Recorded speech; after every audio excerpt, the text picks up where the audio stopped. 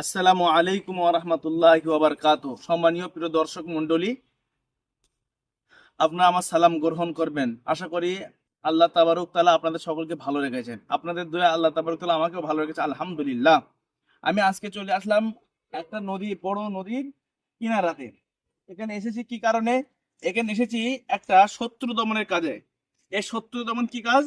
এই শত্রু এমন একটা শত্রু যা একজনা ব্যক্তি যে আমাকে কাজে দিয়েছে, যে কাজ করার জন্য এর আগে কয়েকবার কাজ করেছি, কিন্তু তার বারবার কাজ করার পরেও তাকে দমানো যাচ্ছে না।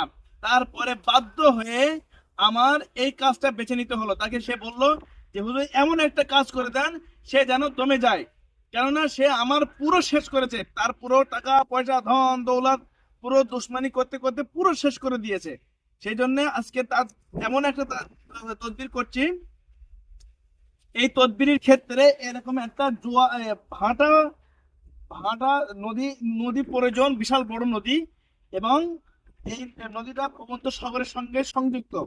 এবং এই এবার এই যে নদীটা ওর সঙ্গে এসে, এবং এটা এখন আছে ভাটা। এই ভাটাইতে প্রয়োজন কিরকম বলছি। এই তাবিজটা করে আমি বিসমিল্লাহির রহমানির রহিম।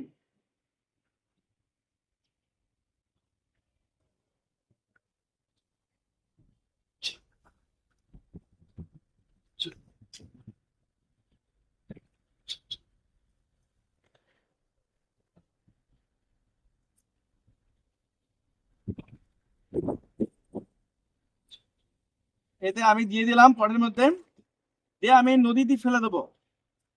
আর এতে কিরকম কাজ হবে, যে একটা নদীতে কোনো একটা জিনিস যখন ভাসে, এটা পট, এই পট যখন ভাসবে এক জায়গাতে আরেক জায়গায় যাবে, আরেক জায়গাতে আরেক জায়গায়, পুরো ভাসতে ভাসতে থাকবে।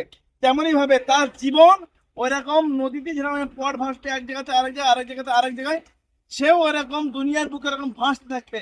কাজ কর্ম সব শেষ হয়ে যাবে, টাকা পয়সা ধন সম্পদ কাজ শেষ হয়ে যাবে, তার এরকম জীবনটা ওইরকম ভাসতে থাকবে। বিসমিল্লাহি কি আল্লাহু আকবার। কেউ এরকম যেরকম পথটা ভাসবে, ওরও ওইরকম জীবনটা ওইরকম ভাসবে। দোয়া করবেন। আল্লাহ হাফিজ।